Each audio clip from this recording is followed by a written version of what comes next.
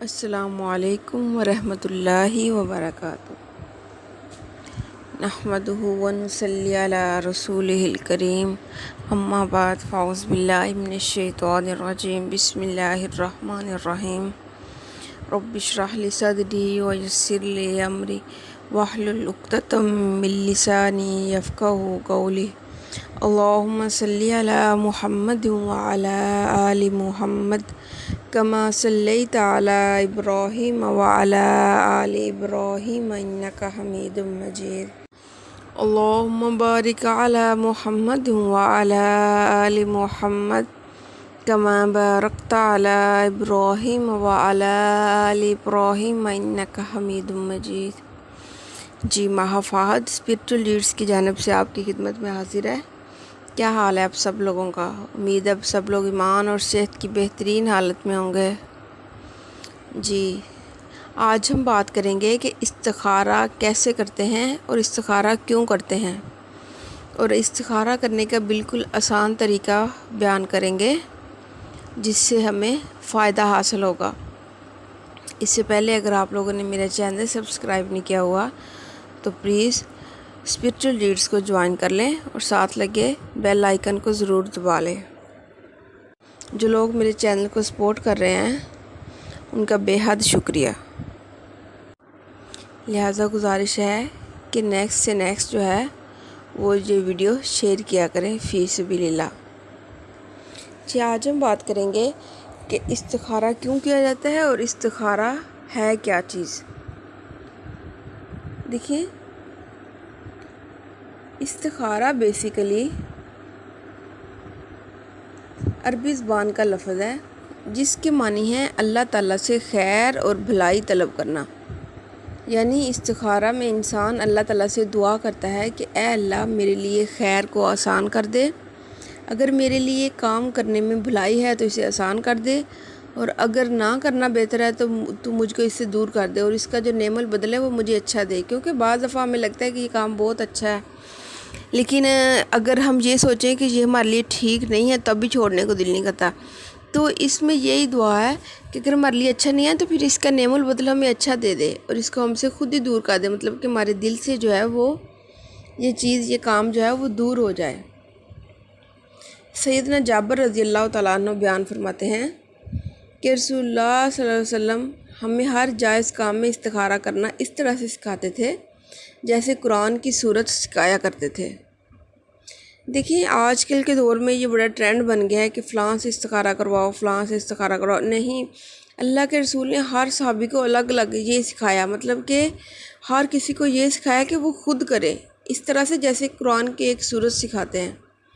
یہ نہیں کہا کہ آپ لوگ مجھے بتا دیں میں آپ کا کر دوں گا یا ایک دوسرے کا کر دیں، نہیں، جس کا عمل دخل ہے جس کام میں بھی وہ خود کرے تو زیادہ بہتر ہے۔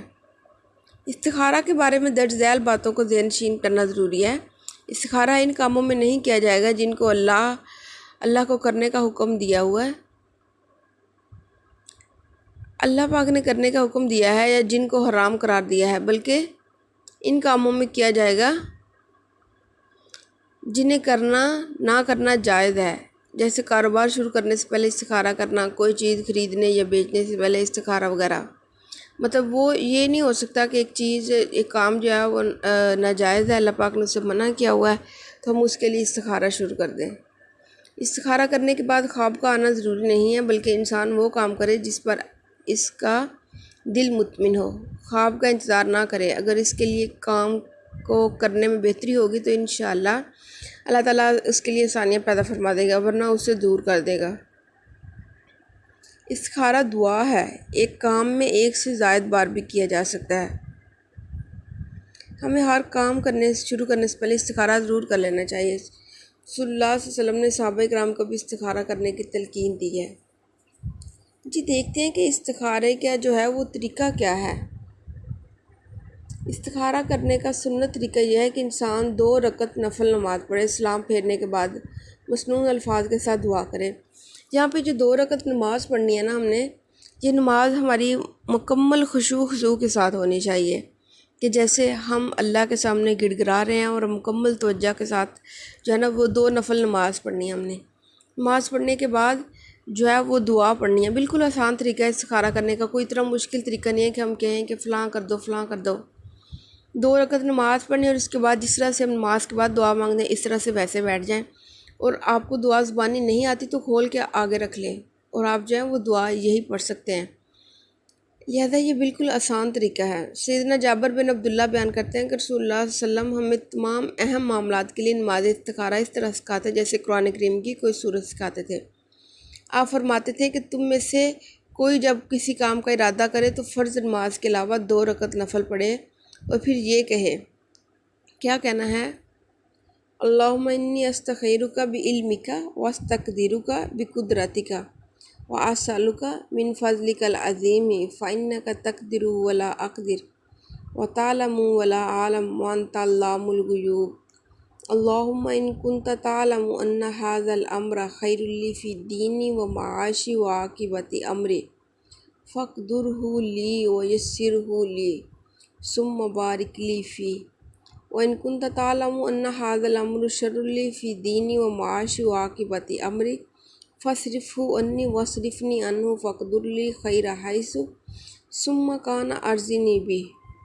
دیکھیں یہ استخارے کی آیت ہے، لیکن جب استخارہ ہم نے کرنا ہے یہ آپ کو جو ہے وہ اسکرین کے اوپر بھی شو ہو رہی ہوگی، تو اس طرح سے آپ نے میرے ساتھ ساتھ پڑھنی ہے۔ جہاں پہ جو لفظ ہے اَنَّ هَذَا الْأَمْرِ، یہاں پہ یہ جو لفظ ھذا الامری کے آ رہے ہیں، یہاں پہ ہم اپنے کاروبار کا نیم لے سکتے ہیں کہ مطلب ہم جو بھی کام کر رہے ہیں ہم یہاں پہ اس کا نام لے سکتے ہیں کہ یا اللہ ہمارے اس کام کے لیے یہ ٹھیک ہے یا نہیں۔ یہاں پہ ھذا الامری ہے، یہ ریڈ کلر کے جو ہے نا یہ لفظ الگ کیے ہوئے ہیں۔ اب اگر ہم اس کی طرف اس کے دعا دیکھیں، اس کے ترجمے پہ غور کریں تو اس کا کیا مطلب ہے، کس طرح سے ہم نے دعا مانگنی، ایک بار دوبارہ دیکھ لیں۔ اللہم انی استخیرک بعلمک، اے اللہ بے شک میں تجھ سے تیرے علم کے ساتھ بھلائی طلب کرتا ہوں، واستقدرک بقدرتک، اور تجھ سے تیری قدرت کے ساتھ طاقت طلب کرتا ہوں، واسألک من فضلک العظیم، اور تجھ سے تیرے عظیم فضل کا سوال کرتا ہوں، فإنک تقدر ولا اقدر، کیونکہ تو قدرت رکھتا ہے میں نہیں رکھتا۔ یہ بہت اچھے الفاظ ہیں کہ اللہ کے سامنے خود کو سرنڈر کر دینا کہ یا اللہ میں کچھ بھی نہیں کر سکتا، وَتَعْلَمُ وَلَا أَعْلَمُ، اور تو جانتا ہے میں نہیں جانتا، وَأَنْتَ عَلَّامُ الْغُیُوبِ، اور بے شک تو ہی غیبوں کو خوب جانتا ہے۔ بے شک اللہم اے اللہ ان کنت تعلم، تو اگر تو جانتا ہے کہ یہ امر ان ھذا الامر، اب یہ ھذا الامر جو ہے اس کی جگہ ہم نے پڑھنا ہے ھذا رشتہ، ھذا کاروبار، کوئی بھی آپ کاروبار میں کوئی چیز لے رہے ہو تو گاڑی بھی کہہ سکتے ہو، مطلب کسی بھی زبان میں یہ ھذا امر کی جگہ جو ہے، امر کی جگہ آپ نے صرف یہ لکھنا، ھذا ویسے ہی پڑھنا ہے۔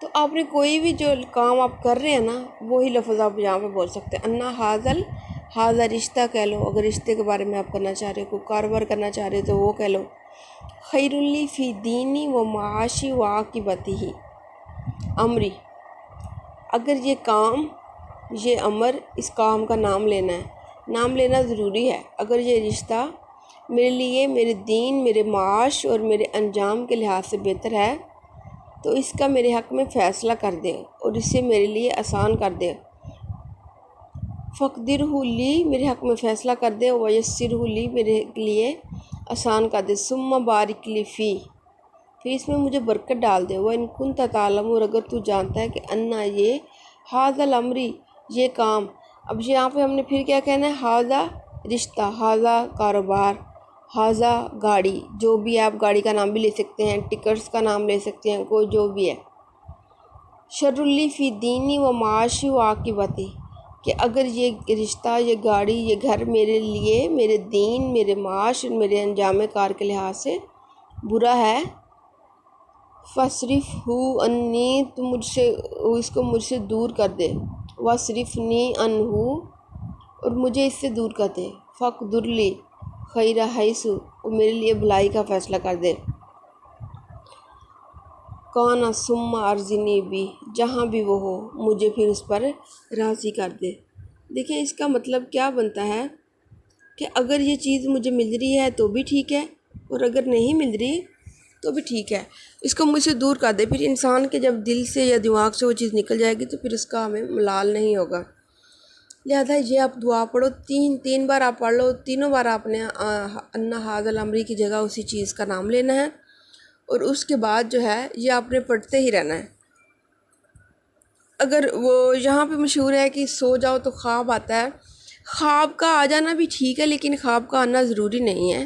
اگر کسی کو خواب آ گیا، اس کا اللہ پاک سے تعلق اتنا مضبوط ہے کہ اسی کو اس سے ریلیٹڈ آ گیا خواب، تو ٹھیک ہے۔ لیکن اگر خواب نہیں آیا تو بھی آپ کا جس طرف آپ کا ذہن بن گیا ہے، جو راستہ آپ کے لیے آسان ہو گیا، تو جو آپ کو اچھا لگ رہا ہے، تو سمجھو کہ وہ اللہ پاک نے آپ کے لیے اچھا قرار دیا ہے، لہذا اسی چیز کو جو ہے وہ آپ جوائن کر لیں، اور اپنا جو ہے وہ استخارے کو برقرار رکھیں۔ اور اس طرح سے یہ نہیں کہ ایک دن کرو، 3 دن بھی کر سکتے ہو، آپ لوگ کرتے رہو، بے شک ڈیلی کرتے رہو، تو جب تک آپ کا کسی طرف ذہن نہ بنے آپ اسے کر سکتے ہو۔ اور سب سے اہم بات یہ ہے کہ استخارہ خود کرنا ہے جس کو مسئلہ ہے، لیکن ایک فیملی میں رہتے ہوئے جیسے گھر کا کوئی مسئلہ ہے تو ہماری امی کر سکتی ہیں، ہمارا بھائی کر سکتا ہے، ہمارا فادر کر سکتا ہے، اس طرح اگر رشتہ ہے تو فیملی کا مسئلہ ہے تو فیملی کا کوئی بھی فرد اس کے لیے کر سکتا ہے۔ مطلب کہ جو استخارہ کرنے والا ہے اگر وہ خود اس میں انوالو ہے، اس کا بھی اپنا کام ہے تو وہ کر سکتا ہے، لیکن کسی اور کا ہے اور ہم اس کے بارے میں کریں، یہ جو ہے یہ کام ٹھیک نہیں ہے۔ اور جو عام عامل لوگ بابا بیٹھے ہوئے ہیں کہ استخارہ کروا لیں ہم سے، لہذا وہ طریقہ جو ہے وہ قرآن و سنت سے ثابت نہیں ہے، تو وہ طریقہ جو ہے وہ غلط ہے۔ سادہ سے اس طریقے پر عمل کریں اور اللہ پاک سے ضرور مشورہ کیا کریں۔ استخارہ ایک مشورے کا نام ہے۔ وما علینا الا البلاغ المبین۔ السلام علیکم۔ آپ کی دعاؤں کی طالب ماہا فہد۔